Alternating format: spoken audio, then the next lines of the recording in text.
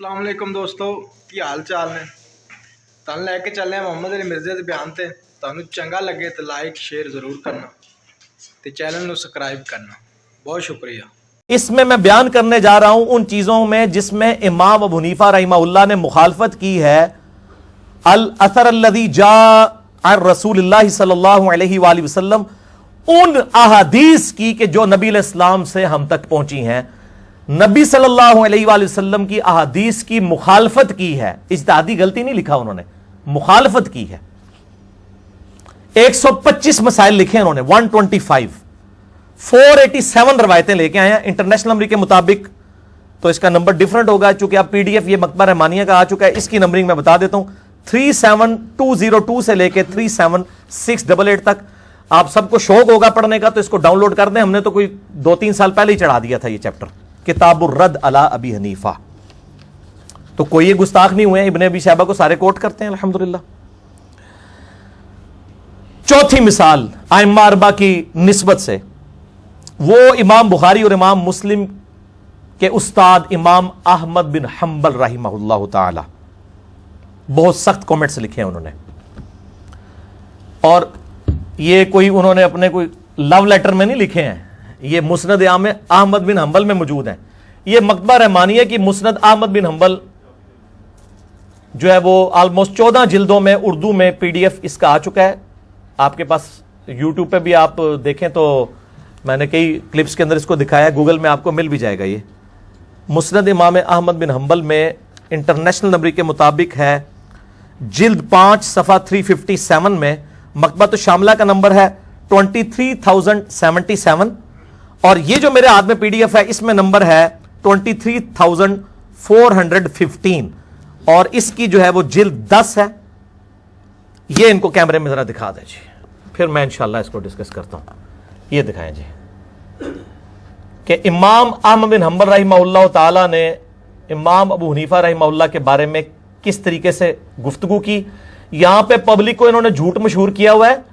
वो जी इमाम शाफी जब इमाम हनीफा की कब्र पे जाते थे ऊंची आमीन कहना छोड़ देते थे, रफ़ाइदानी छोड़ देते थे। और झूठे हो, अल्लाह दे हो बंदे हो, झूठ मार दे हो, मामा होते इतना एहतराम करते थे। तो इसलिए जब आप मतलब हनफियों की मस्जिद में आए तो रफ़ाइदान ना करें। तो हम ये कहते हैं ठीक है, जब फिर हनफी हाज और उम्रे के लिए जाते हैं मक्के मदीने, तो आप इनको पढ़ाया करें कि वहां जाके रफ़ाइदान शुरू कर दिया करें, क्योंकि वो तो करते हैं। हाँ उन दसो करेंगे, ये इतना हौसला करेंगे? ये अपने लिए है सब कुछ, ये मीठी मीठी बातें सिर्फ दूसरों को मशवरे देने के लिए हैं। अच्छा, तो अब ये जो मैंने आपको दिखाया एचडी कैमरे में मुस्नद इमाम अहमद बिन हंबल में, इसमें क्या अल्फाज हैं। हद्दसना इसहाक इब्न यूसुफ, वो कहते हैं कि इसहाक इब्न यूसुफ ने बयान किया, अखबरना अबू फुलाना, कि मुझे खबर दी है अबू फलाने ने। ये हम उर्दू में भी पंजाबी में भी फलाना इस्तेमाल करते हैं ना, अबू फलाना कदा काल अबी लम युसम्मिही अला अम्दिन व हद्दसना गैरुहु फसम्महु यानी अबा हुनीफा अन अलकमा। ये अहमद बिन हंबल का बेटा कहता है कि मेरे बाप ने जब मुझसे हदीस बयान की है तो उसने लफ्ज अबू फुलाना इस्तेमाल किया है और उस फुलाने का नाम नहीं लिया, जबकि मुझे, और जानबूझ के मेरे बाप ने नाम नहीं लिया, जबकि मुझे जब दूसरी जगह से हदीस पता चली तो मुझे पता चला कि ये अबू फुलाना जो है ना, ये अबू हनीफा को उन्होंने कहा है, अबू फुलाना। हालांकि अहमद बिन हंबल को इमाम हनीफा का नाम भूल गया था या उनको नहीं पता था, उनसे ज्यादा कौन जानता था। ये कहते हैं जी वो बाकी सारे इमाम तो उनके शागिर्द हैं जी, शागिर्दों के शागिर्द हैं, लेकिन उन्होंने क्या नाम लिया, अबू फुलाना। और कहते हैं जब मुझे बाकी रिवायतें पता चली, मुझे पता चला अच्छा ये अबू हनीफा अन अलकमा कर रहा है। वो जो तिरमिज़ी की 257 रिवायत है ना, जिसमें वो तदलीस वाला सुफियान सौरी का मसला है, वो भी इन्हीं साहब के साथ था, इसलिए उन्होंने नाम छुपा लिया था। मैंने मसला 70B में नहीं बताया था, लेकिन अब मैंने वीडियो में बता दी ये बात कि वो इमाम हनीफा से उन्होंने तदलीस की हुई थी, इसलिए उनका रावी का नाम छुपा के सुफियान सौरी ने अन से रवायत की थी। बल ये मैंने आपको यानी मिसालें दे दी हैं 4। अब میں چونکہ مسلم مزاج آدمی ہوں، انصاف کا تقاضا ہے کہ جب میں نے امام حنیفہ رحمہ اللہ کے حوالے سے یہ چیزیں بیان کی ہیں، میں ان کی پازیٹیو چیز بھی ہائی لائٹ کروں پبلک کے سامنے، کہ ان تک جب کوئی بات پہنچتی تھی تو وہ رجوع بھی کر لیتے تھے، اور اس کا ثبوت بھی جامعہ ترمذی سے میں دوں گا انشاءاللہ تعالی۔ ترمذی میں انٹرنیشنل نمبر کے مطابق 99 نمبر یہ روایت ہے، لیکن یہ روایت یہ پبلک کو نہیں دکھا سکتے، اس کی وجہ ہے کہ اس میں اپنا مسئلہ ہے کہ ان کا فارغ ہو جائے گا۔ ضیاء القرآن پبلیکیشن میں 92 نمبر ہے اور انٹرنیشنل نمبر 99 ہے۔ یہ ذرا ان کو انڈر لائن کیے ہوئے جی دکھائیں جی۔ یہ چیپٹر کا نام ہے جرابین پر مسح کرنے کا بیان۔ عربی میں 2 لفظ ہیں، خفین کہتے ہیں چمڑے کے موزوں کو، جرابین کہتے ہیں سوت کے موزے کو، جو ہم یہ جرابیں پہنتے ہیں۔ یہ جراب جو ہے نا، یہ عربی کا لفظ ہے۔ اس چیپٹر کا نام ہے ما جاء فی المسح علی الجرابین والنعلین۔ اس سے پہلے کا جو چیپٹر ہے اس کا نام ہے ما جاء فی المسح علی الخفین، کہ خفین پہ مسح کے بارے میں کیا حدیث آئی ہیں، یعنی چمڑے کے موزوں پہ بھی مسح کرنا سنت ہے اور جرابوں پہ بھی مسح کرنا سنت ہے۔ اب کوئی پگڑی کی حدیثیں دکھا کے یہ کہے کہ جی ٹوپی ثابت نہیں ہے، تو بڑی زیادتی والی بات ہے۔ پگڑی الگ سے سنت ہے، ٹوپی الگ سے صحابہ کی سنت ہے۔ تو خفین کا چیپٹر علیحدہ سے ہے چمڑے والے موزوں کا، اور جرابوں کا علیحدہ سے ہے۔ تو اس میں حدیث لے کے ہیں کہ نبی علیہ السلام نے جرابوں پر مسح کیا۔ اچھا، اس کے بعد امام ترمذی نے ایک واقعہ نقل کیا ہے اسی کانٹیکسٹ میں، وہ سنیں، ان کا میں ترجمہ پڑھ کے سن لوں۔ امام ابو عیسیٰ ترمذی فرماتے ہیں، میں نے صالح بن محمد ترمذی سے سنا، وہ فرماتے ہیں کہ ابو مقاتل سمرقندی کو فرماتے ہوئے سنا کہ وہ کہتے تھے کہ امام ابو حنیفہ کے پاس میں حاضر ہوا ان کی مرض الموت میں، یعنی جب وہ مرنے کے قریب تھے امام حنیفہ، اس بیماری میں ان کو ملنے گیا۔ آپ نے پانی منگوا کر وضو کیا اور آپ نے جرابوں پر مسح کیا، موزوں پر نہیں، چمڑے کے، جرابوں پر، سوت کے۔ اور پھر فرمایا آج میں نے ایسا کام کیا ہے جو آج سے پہلے کبھی نہیں کیا تھا، کہ میں نے چمڑے کے بغیر جو جرابیں ہیں ان کے اوپر مسح کیا ہے۔ غیر جو ہے وہ اس کے لیے عربی میں لفظ استعمال ہوتا ہے منعل، یعنی جو چمڑے کے بغیر والی جرابیں ہیں۔ اور امام حنیفہ کہتے ہیں یعنی ان کو پتا تھا میں نے پوری زندگی یہ فتویٰ دیا ہے کہ صرف چمڑے کے موزے پہ مسح ہوتا ہے، سوت والے پہ نہیں ہوتا۔ وہ کہتے ہیں میں نے مرنے سے پہلے یہ کر لیا ہے، مراد یہ ہے کہ یار میں مرتے مرتے مجھے یہ بات سمجھ آ گئی ہے، میں نے رجوع کر لیا ہے، لیکن انہوں نے بعد والوں نے نہیں رجوع کیا۔ وہ بھی بیچارے جو اہل حدیثوں کو دیکھتے ہیں نا، وہ کہتا ہے تو وضو ہی نہیں ہوتا۔ کئی لوگ ہیں نماز نہیں پڑھتے وہ جرابوں والوں کے پیچھے کہ ان کا تو وضو ہی نہیں ہوتا، جبکہ ان کو یہ پتہ ہی نہیں کہ امام حنیفہ نے تو مرتے مرتے توبہ کی تھی، تسی بھی مرنے دے نیڑے جا کے اللہ تو بندے توبہ کرنی ہے، تسی زندگی چ کر لو۔ امام حنیفہ نے تو اپنا حق ادا کر دیا کہ وہ بتا کے چلے گئے۔ اچھا، اس کے نیچے شرح کر رہے ہیں، شرح تو گویا امام حنیفہ کا اپنے مسلک سے رجوع ثابت ہو گیا۔ انہوں نے کہا جی اس کا مطلب امام حنیفہ نے رجوع کر لیا، شکر ہے جی آپ بھی مانتے ہیں اس بات کو۔ اور یہ مسئلہ متفق علیہ ہو گیا کہ اگر جرابین جو ہے وہ موٹی ہوں تو ان پر تمام ائمہ کے نزدیک موزوں کی طرح مسح کرنا جائز ہے۔ تو الحمدللہ ہماری موٹی ہوتی ہیں جرابیں، باریک جرابیں وہ ہوتی ہیں جن میں سے جسم نظر آئے۔ عام طور پہ جتنی جرابیں مارکیٹ میں اس وقت اویلیبل ہیں سوائے عورتوں کی جو گرمیوں میں پہنتی ہیں، عام جو ہماری جرابیں ہیں ان میں سے جسم نظر نہیں آتا، وہ موٹی جرابیں ہیں الحمدللہ۔ تو اس کے بعد مطلب اہل حدیث کی پبلک کے وضو کے اوپر شک کرنا اور اس طرح کی معاملات کرنا تو میرا خیال ہے شرم کرنی چاہیے۔ جب آپ کے بزرگوں نے خود رجوع کر لیا ہے وفات کے وقت، تو آپ بھی کم از کم آپ رجوع کریں، اور کتابوں میں انہوں نے لکھ دیا ہے۔ لیکن اسی صفحے کی اگر میں کہوں نا کہ ضیاء القرآن پبلیکیشن کے اسی صفحے کی فوٹو کاپی ہمارے بریلوی مکتب فکر کی مسجدوں میں لگا دی جائے تو کیا خیال ہے؟ ہاں، تو اڑی مسکراہٹ ہی کافی ہے، کبھی تیار نہیں ہوں گے یار۔ جو آپ خود لکھ رہے ہیں وہ بھی نہیں پبلک کو بتانے کے لیے تیار، اور امت کو فرقہ واریت میں آپ نے بانٹا ہوا ہے۔ تو ہمارے سلف الحمدللہ اس حوالے سے بڑے اسٹریٹ فارورڈ تھے، چیزوں میں رجوع کر لیتے تھے۔ خود امام حنیفہ رحمہ اللہ کے جو 2 شاگرد ہیں، امام محمد اور امام ابو یوسف، جن کو صاحبین کہتے ہیں، انہوں نے کئی معاملے میں امام حنیفہ رحمہ اللہ کے ساتھ اختلاف رائے کیا ہے، اور یہ اختلاف رائے کوئی بری چیز نہیں ہے۔ اور یہاں پہ میں ایک ضمناً بات کروں کہ اگر ہمارے کوئی حنفی عالم دین عیسائیوں کے خلاف لیکچر دیتے ہوئے اگر عیسائیت کو وہ کنڈیم کریں گے اور اس کے جواب میں کوئی کہنا شروع کر دے آپ حضرت عیسیٰ کی توہین کر رہے ہیں، تو یہ غلط ہوگا۔ اگر وہ کہتا ہے حضرت عیسیٰ اللہ کے بیٹے نہیں اللہ کے بندے تھے، تو یہ حضرت عیسیٰ کی توہین نہیں ہے۔ اسی طریقے سے اگر ہم امام حنیفہ رحمہ اللہ کی طرف منسوب فقہ جو ہے، جس میں سے اکثر باتیں ان تک سندن پہنچتی ہی کوئی نہیں ہے، اس کو رد کرتے ہیں تو اسے امام حنیفہ کی توہین کیوں شمار کیا جاتا ہے؟ جس طرح حضرت عیسیٰ علیہ السلام والی وجیہن فی الدنیا والآخرہ ہے، ہم اماموں کی بھی عزت کرتے ہیں. ہم تو وہ تعلیمات جو ان کے نام پہ کھڑی کی گئی ہیں، کیا حضرت عیسیٰ علیہ السلام کے نام پر جو عیسائیت پھیلائی گئی ہے، جب اس کا ہم رد کرتے ہیں، کیا ہم حضرت عیسیٰ کے بارے میں ذرا سا بھی ہمارے دل میں قلق آتا ہے، نفرت آتی ہے؟ جب ہم قرآن سے سورہ مائدہ سے آیت پڑھتے ہیں، آیت نمبر 17، کہ اللہ ارادہ کرے عیسیٰ کو، اس کی ماں کو، سب کو ہلاک کر دے، اللہ کا کوئی کیا بگاڑ لے گا؟ عیسائیوں، تم عیسیٰ کو سمجھتے ہو کہ وہ اللہ ہے، اللہ چاہے عیسیٰ اس کی ماں کو ہلاک کر دے. اب یہ اتنے سخت جملے بولتے ہوئے پڑھتے ہوئے کیا ہمارے دل میں یہ آتا ہے کہ ہم عزیز عیسیٰ کی کوئی توہین کر رہے ہیں علیہ السلام؟ تو امام حنیفہ رحمہ اللہ کی توہین کہاں سے ہو جاتی ہے؟ تو یہ خام خواہ یعنی پراپوگنڈا آپ کسی کو، بلکہ میں کہتا ہوں انہوں نے ایسی پبلک کو مس گائیڈ کیا ہے کہ کوئی بیچارہ کہہ دے نا سیدھا کہ جی ہمیں چاہیے ہم کتاب و سنت کو لے کے چلیں، ہم قرآن و حدیث کو پڑھیں، تو پھر تسی ماما نو نہیں مانتے. حالانکہ آپ نہیں بول کے کہہ رہے ہوتے، لیکن ان کو اپنی بیماری پتہ ہوتی ہے کہ اصل میں ان کو خود کون سی بیماری لگی ہوئی ہے. تو آپ جیسے کہنا، آپ کسی کو کہنا کہ جی وہ بخاری اور مسلم میں ہمیں چاہیے کہ خود کھول کے پڑھیں کہ نماز کا طریقہ کیا ہے. اے تسی بھابی ہو نا، آگے یہ کہنا شروع کر دیں اہل حدیث ہو نا. تو اب آپ کیا سمجھتے ہیں اتنے بولے ہیں، ان کو نہیں پتا کہ کیا لکھا ہوا ہے کتابوں میں؟ انہوں نے اپنے اوپر خود حجت تمام کر لی ہوئی ہے، ان کو پتا ہے. یہ اللہ کے سامنے لیم ایکسکیوز نہیں پیش کر سکتے کہ اللہ ہمیں دنیا میں پتہ نہیں چلا. اور انجینئر صاحب کے آنے کے بعد تو ویسے ہی نہیں کر سکتے. ہاں سیدھی جی گل ہے، ہوں دیکھو گنجائش نہیں رہی، ہر چیز ایچ ڈی کیمرے دکھا دیتی ہے الحمدللہ.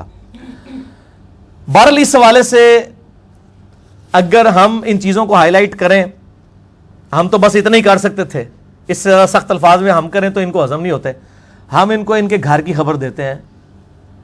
شاہ ولی اللہ دہلوی رحمہ اللہ تعالی المتوفی 1176 ہجری، جو بریلوی، دیوبندی، اہل حدیث، تینوں جو اپنے آپ کو سنی سمجھتے ہیں، تینوں کے نزدیک مجدد ہیں. بریلوی دیوبندیوں کے نزدیک اس لیے مجدد ہیں کہ وہ پہلے صوفی تھے. اہل حدیث اس لیے مجدد مانتے ہیں کہ انہوں نے بعد میں توبہ کر لی تھی، لہٰذا وہ دونوں طرف ہی چل رہے ہیں. جیسے ڈاکٹر اقبال کے شعر ہر طرف چل جاتے ہیں. تو شاہ ولی اللہ دہلوی جو ہیں 12ویں صدی کے مجدد ہیں، 1176 ہجری میں فوت ہوئے ہیں، لیکن وہ صدی 12ویں بنتی ہے. انہوں نے ایک کتاب لکھی عربی میں، حجت اللہ البالغہ، جو عرب و عجم میں اس کے ساتھ کی کوئی کتاب نہیں لکھی گئی. بڑی موٹی کتاب ہے یہ، میں آپ کو اردو ترجمہ اس کا دکھا دیتا ہوں. 1500 کے قریب صفحات ہیں اس کے. یعنی دین کے احکامات میں حکمت کیا ہے وہ ہائی لائٹ کی ہے انہوں نے. اور اس میں انہوں نے مقدمے میں واضح لکھ دیا ہے کہ سب کانٹیننٹ میں جدھر میں نے آنکھ کھولی تھی وہ دین اور ہے، کتابوں والا دین اور ہے، مجھے سمجھ نہیں آتی. اور پھر وہ کہتے ہیں نبی علیہ السلام مجھے خواب میں امام حسین علیہ السلام ملے، انہوں نے مجھے ایک قلم دیا، اس سے میں نے یہ تعبیر کی کہ میں جو کچھ سمجھتا ہوں حق وہ میں لکھوں، تو میں نے یہ کتاب لکھی ہے. لہٰذا انہوں نے اپنی ساری قبر پرستی والی تعلیمات سے توبہ کر لی یہ کتاب لکھ کے. اور اس کتاب اور باقی ان کی جو کتابیں ہیں، الفوز الکبیر فی اصول التفسیر، اس میں سے میں نے نوٹس بنا کے نا ایک ریسرچ پیپر نمبر 13 لکھ دیا ہے. اہل سنت پاک .com پہ جا کے آپ ڈاؤن لوڈ کریں.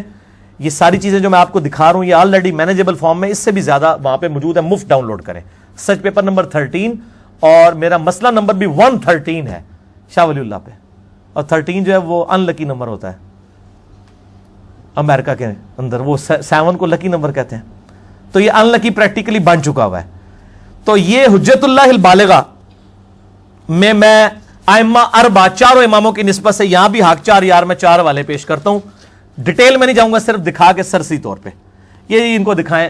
الفیصل والوں نے چھاپی ہے یہ لاہور سے، حجت اللہ البالغہ. یہ میں نے گھر نہیں بنائی میرے بھائی، ٹھیک ہے. حجت اللہ البالغہ کے دونوں حصے، یہ وہ کتاب ہے جس کے نوٹ صرف ہمارے مدرسوں میں پڑھائے جاتے ہیں. کاش پوری پڑھا دیں نا تو ساری فرقہ واریت ختم ہو جائے. پہلا ریفرنس دکھائیں جی ان کو، 418 نمبر صفحہ، حصہ اول. یہ میں نے انڈر لائن کیا ہوا ہے، یہ ایچ ڈی کیمرے میں دکھا دیں. باقی جس نے یہ پڑھنا ہے نا ڈیٹیل سے تو research paper number 13 download کر لے یا حجت اللہ البالغہ خرید لے، ٹھیک ہے جی. حصہ اول میں 418 پیج ہے الفیصل والوں کا. انہوں نے لکھا ہے کہ قرآنہ تقلید یعنی اندھی تقلید تعریف دین کے عظیم ترین اسباب میں سے ایک ہے. وہ کہتے ہیں امت میں جو دین کا بگاڑ ہے نا، اس کا سب سے بڑا سبب اماموں کی اندھی تقلید ہے. من جملہ اسباب تعریف کے غیر معصوم ہستی کی تقلید کرنا ہے. غیر معصوم سے مراد میری ایک ایسا شخص ہے جو نبی نہ ہو، جس کی عصمت ثابت ہو چکی ہے. یعنی نبی جو ہوتا ہے اس کی تو عصمت ثابت ہے. تقلید کی حقیقت یہ ہے کہ امت کا ایک عالم مجتہد اجتہاد کر کے کوئی مسئلہ بتاتا ہے تو اس کے متبعین اس کو اس حد تک صحیح سمجھ لیتے ہیں کہ اس کے خلاف اگر کوئی صحیح حدیث بھی پیش کر دی جائے تو امام کے قول کی خاطر اس کے لیے حدیث کا انکار کر دینا آسان ہو جاتا ہے.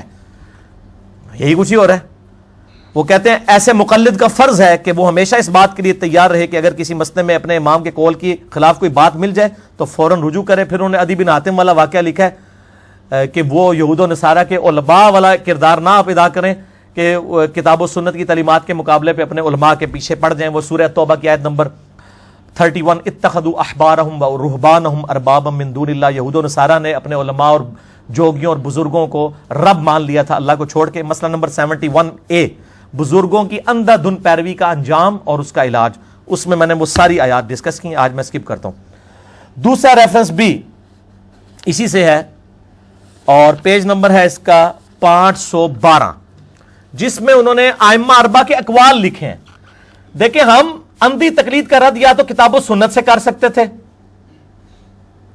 یا ہم اماموں سے خود ہی رد کر دیں کہ امام اگر خود ہی کہہ دیں کہ ہماری تقلید نہ کرو, اب اور کیا دلیل کسی کے سامنے پیش کریں. اس سے بڑی تو کوئی چیز نہیں نہ ہو سکتی.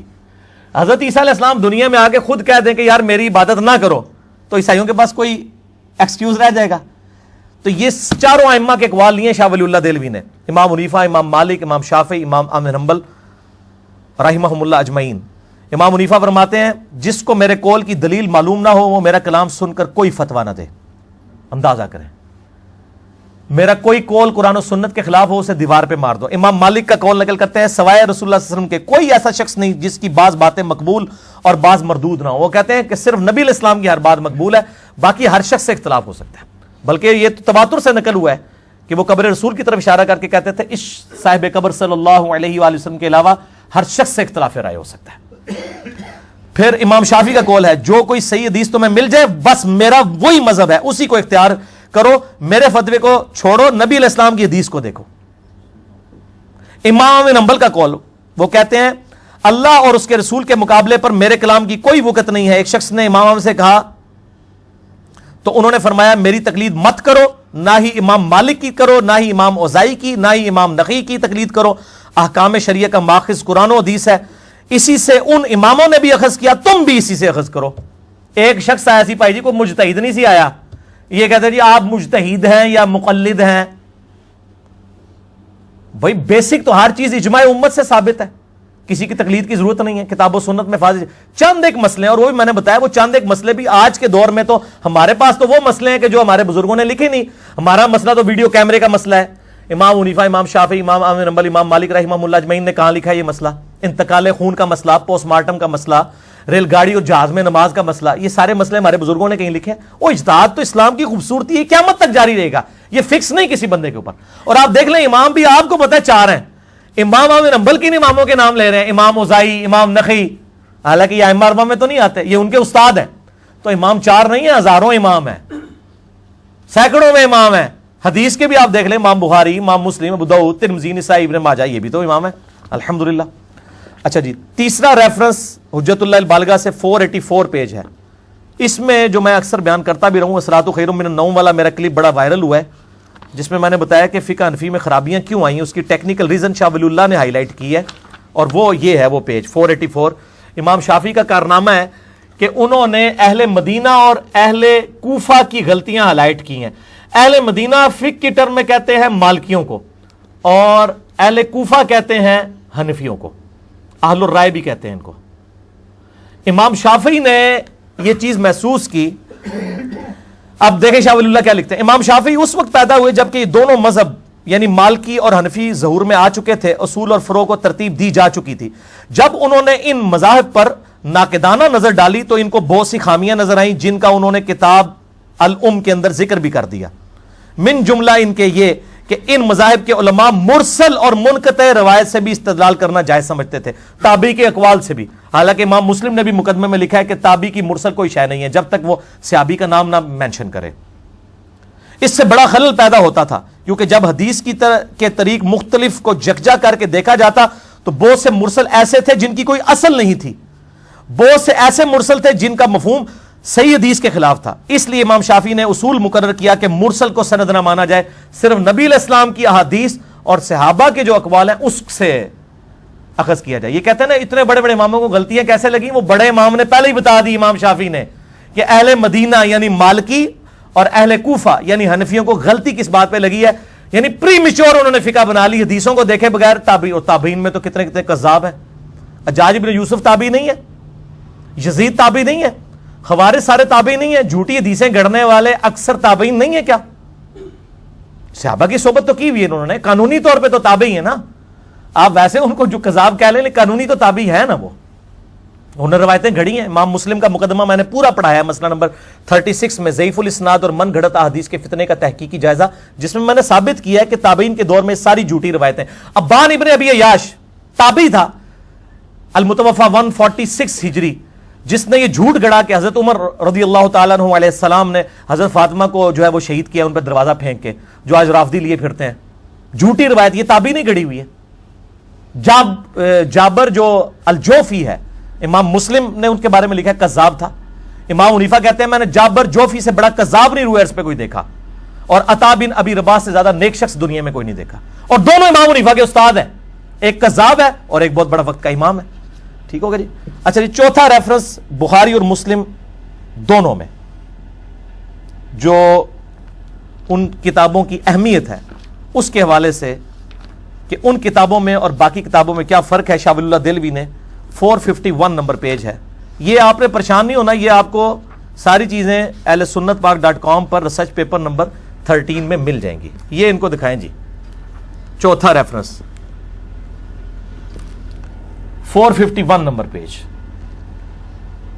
انہوں نے بتایا کہ اہل سنت کی مین کتابیں کون سی ہیں, بخاری, مسلم, ابو داؤد, ترمذی, نسائی, ابن ماجہ, الموطا امام مالک, مسند امام احمد.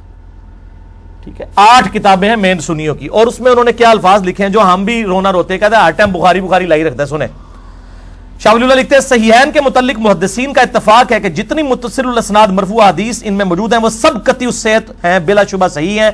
صحیح بخاری اور صحیح مسلم دونوں کتب ان کے مصنفین تک تواتر کے ساتھ ثابت ہیں, کسی کو بھی اس میں اختلاف نہیں. اور علماء کا کہنا ہے کہ جو کوئی بھی بخاری اور مسلم کو حکارت کی نظر سے دیکھے, یہ حکارت ہی کر رہے ہوتے ہیں جب ہم بخاری مسلم سے نماز کا طریقہ دکھاتے ہیں, او چھوڑو جی کتابوں نے چھوڑو, وہ کہتے ہیں, شاہ ولی اللہ کہتے ہیں وہ اہل بدعت ہے.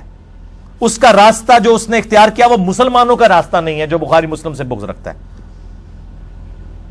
سچی بات تو یہ ہے کہ بخاری اور مسلم کا جب تم موازنہ ابن ابی شیبہ یا طحاوی کی مانی الآثار کے ساتھ یا مسند خوارزمی کے ساتھ کرواؤ تو تم پہ یہ حقیقت کھل جائے گی اور تمہیں صاف نظر آئے گا کہ ان دونوں میں بعد المشرکین ہے. وہ کہتے ہیں بخاری مسلم اور باقی کتابوں کو کمپیئر کرو نا, اور یہ طحاوی سے ساری چیزیں لے کے آ رہے ہوتے ہیں, اور کہتے ہیں مصنف ابن ابی شیبہ میں آدھی فقہ حنفی ثابت ہے, وہ تو ساری ضعیف روایتیں ہیں. شاہ ولی اللہ کہتے ہیں مصنف ابن ابی شیبہ کی جو ضعیف روایتیں ہیں ان کو بخاری مسلم سے کمپیئر کرو, بعد المشرکین ہے. وہ بات ادھر کی ہو رہی ہے, مشرق دی گالے مغرب دی. اسی طرح کہتے ہیں کہ مستدرک للحاکم جو امام حاکم نے تصنیف کی ہے, اور انہوں نے اپنے ذوق میں یہ سمجھا کہ انہوں نے بخاری مسلم کی شرط پہ صحیح روایتیں جمع کی ہیں. وہ کہتے ہیں جب ان کو بھی آپ دیکھیں گے تو آپ کو چلے گا حاکم میں بھی کئی ضعیف روایتیں ہیں, وہ بخاری مسلم کے راویوں سے ضرور ہیں لیکن ان شرائط پہ نہیں ہے, کیونکہ امام بخاری امام مسلم جب تک اپنے استادوں کے ساتھ بحث نہیں کرتے تھے وہ روایتیں نہیں لیتے تھے. اگر کوئی استاد بخاری مسلم کا ہے جس سے امام بخاری امام مسلم نے حدیث لے لی, بعد میں اس کا حافظہ بگڑ گیا, اختلاط کا شکار ہو گیا, اور امام حاکم اس زمانے کی روایت لے رہے ہیں, اب وہ بخاری مسلم کے راوی سے تو لے رہے ہیں لیکن وہ روایت کمزور ہے, اسی لیے حاکم میں کمزور روایتیں بھی ہیں. یہ جو روایت ہے کمزور ہی ہے نا, کہ نبی علیہ السلام کے لیے کائنات پیدا کی گئی, میرا یہ وہ کلپ بھی ہے, وہ حاکم سے لی ہوئی ہے نا انہوں نے. حضرت آدم کی توبہ جو ہے وہ نبی علیہ السلام کے وسیلے سے قبول ہوئی, حاکم سے روایت لی ہوئی ہے نا. وہ قرآن میں مطلب 7 دفعہ قصہ آدم اور ابلیس آیا, کہیں یہ واقعہ نہیں آیا, اتنا بڑا واقعہ تھا. تو آپ یوٹیوب پہ لکھیں کائنات نبی صلی اللہ علیہ وآلہ وسلم کے لیے بنائی گی, کیا کائنات نبی صلی اللہ علیہ وآلہ وسلم کے لیے بنائے گی, تو میرا کلپ کھل جائے گا. تو یہ 4 ریفرنسز میں نے دے دیے. اب یہ کہتے ہیں نا جی چاروں امام برحق ہیں, سنا نا آپ نے اکثر, یہ اکثر کہہ رہے ہوتے ہیں جی چاروں امام برحق ہیں, چاروں. ہم کہتے ہیں 5ویں بھی ہیں امام جعفر جو امام حنیفہ کے بھی استاد ہیں, کہتے ہیں ہاں جی وہ بھی مارے ہی ہیں, 5 حق پہ ہیں. تو ان 5 میں سے 4 تو رفع الیدین کرتے ہیں, ایک کی طرف یہ منسوب ہے کہ وہ نہیں کرتے. تو آپ کو چاہیے پھر آپ 4 نمازیں رفع الیدین سے پڑھیں, ایک بغیر رفع الیدین کے. ایک ہوتی نا اگر تو یہ گزارا کر لیتے, فجر کی پڑھا دیتے رفع الیدین کے ساتھ, باقی 4 جو پبلک نے پڑھنی تھی وہ بغیر رفع الیدین کے رکھتے. اب یہ 4 کون سی پڑھائیں, وہ تو ساری پڑھنی ہوتی پبلک نے. تو پریکٹیکلی آئے نا سامنے. بیسیکلی یہ ایک امام کو مان کے باقی چاروں کا انکار کر رہے ہوتے ہیں, سارے اماموں کو نہیں مان رہے ہوتے. اور یہ میں جو دعویٰ کر رہا ہوں یہ بہت بڑا دعویٰ ہے, اور یہ پریکٹیکلی انہوں نے 300 سال تک خانہ کعبے میں 4 مصلے رکھے ہیں, مصلی حنفی, مصلی مالکی, مصلی حنبلی اور مصلی شافعی. اگر یہ چاروں امام حق پہ تھے اور ان کے ناموں پہ آپ نے یہ بدعت جاری کی کہ خانہ کعبے کی جمعیت کو توڑ کے آپ نے 4 مصلے وہاں پہ ڈالے, تو چاروں کو اگر آپ حق پہ سمجھتے تھے تو کسی ایک کے پیچھے پڑھ لیتے نا, نہ حق ہی سمجھتے تھے نا. فروئی اختلاف ہے نہیں مارے, سارے ایک ہی ہیں. چنگے ایک کہ 4 مصلے ڈالے ہوئے تھے. 300 سال تک سلطنت عثمانیہ میں یہ بدعت جاری رہی. 1925 میں 1925 میں سعودی حکومت نے آ کے یہ مصلے اٹھوائے ہیں, اور وہ جو بلڈنگ تھی وہ 1955 میں توڑی ہے انہوں نے. 55 تک وہ بلڈنگ میں نہیں توڑ سکے, اس لیے الحمدللہ وہ کلرڈ اس کی تصویریں بھی اویلیبل ہیں, اور وہ پہلے کہیں گھومی ہوئی تھی, میں نے تو اب اتنی عام کر دی ہے کہ آپ بچے کے ہاتھ میں آ گئی ہے. اس میں بھی ہم وہ کلرڈ تصویر ڈال دیں گے. بہرحال میں حمزہ بریلوی صاحب کے جو خلیفہ ہیں نا, مفتی امجد علی, جنہوں نے بہار شریعت لکھی ہے, فقہ حنفی کی کتاب, یہ دکھائیں جی. 1995 میں یہ انڈیا سے چھپ کے آئی تھی, فرید بک سٹال دہلی سے. ٹھیک ہے جی, یہ بہار شریعت, یہ مجھے مجبوراً دکھانی پڑ رہی ہے کیونکہ آج والی بہار شریعت میں انہوں نے تھوڑی ڈنڈی مار دی ہے. یہ اندر سے بھی دکھا دیں ان کو پتہ چلے. اس میں میرے زمانے جعلیت کا نام بھی لکھا ہوا ہے اوپر. ٹھیک ہو گیا جی, وہ بھی آ جائے گا. یہ 1995 میں جب میں ایف ایس سی کا اسٹوڈنٹ تھا, اس وقت یہ کتاب میں نے خریدی تھی, اور میں نے اس وقت فقہ حنفی پڑھ لی تھی ساری, داڑھی مونچھ نکلنے سے پہلے. اس کو پڑھ لے, اس کی دونوں جلدیں. یہ پہلی جلد ہے, اس میں حج والا جو چیپٹر ہے نا جی,